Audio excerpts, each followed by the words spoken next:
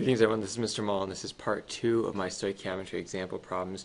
We're going to look at problems dealing with moles and grams. So the first thing I need to do when I get to one of these problems is I need to have a written and balanced chemical equation. So I'm looking at this problem. It says how many moles of Na are needed to react with Cl2 to give me NaCl. This is the same reaction we just looked at in the first problem.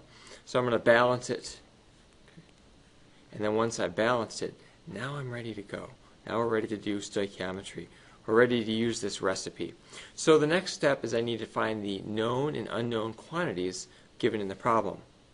So I'm going to start out, how many moles of Na? How many moles of Na? So question mark, moles. We don't know how many. We're going to need to get to that. I can even put Na here. I needed to react with chlorine to get, we're making 737 grams.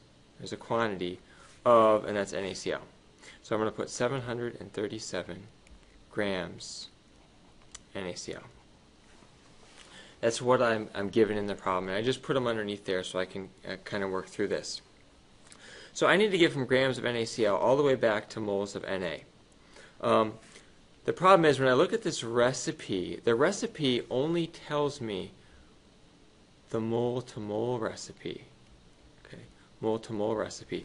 So in order to get to and use this recipe, I have to be dealing with moles. But this grams is not moles. So what I need to do is I need to get that to moles of NaCl.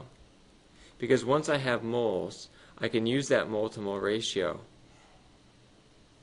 and I can go ahead and get to moles of Na. So there's going to actually be two different conversion problems here. And we're going to need to remember how we can go from grams to moles. Well, we just use the molar mass. Molar mass gets me from grams to moles.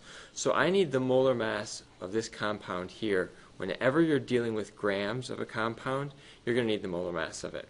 So I'm going to take my Na and Cl, and I'm going to find the molar mass. So I look at my periodic table. Na rounds to 23.0, Cl 35.5. Because there's only one of each of these atoms, I'm not going to multiply them by any subscript. So I'm just going to add those two together, and we get 58.5. And that's the number of grams for every 1 mole. So I'm going to use the molar mass now as a conversion factor, and I'll show you how to do this. First step, take our starting quantity, NaCl, and we're going to put that over 1 times, and we're going to first convert to the moles. We always have to go through the mole when dealing with stoichiometry problems. So to get to moles, before I can even get to Na over here, I have to go through moles of NaCl first.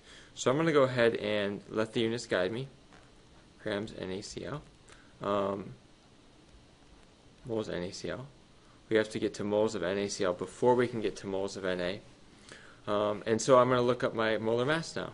Well, the molar mass just tells me that in every 1 mole of NaCl, there's 58.5 grams. Now, I'm out of grams and I'm into moles of NaCl. I'm still not there yet because I need to figure out the problem's asking for question mark moles of Na. So I'm going to make another conversion factor. I want to get to moles of Na, and I want to get rid of moles of NaCl.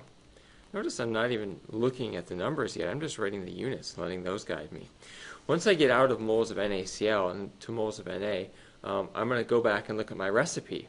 My recipe says that for every 2 moles of Na, I could make 2 moles of NaCl. So it's actually a 1-to-1 here. So I'm going to go ahead and multiply every number across the top, press divide for every number on the bottom.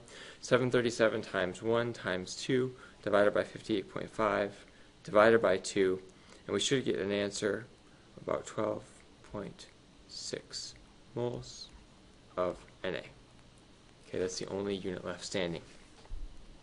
So we've taken grams and we've been able to convert by going through the mole to get to moles of some other substance. So I hope that this was helpful. You are now in a position to do question 2 from the homework. Okay, do your best.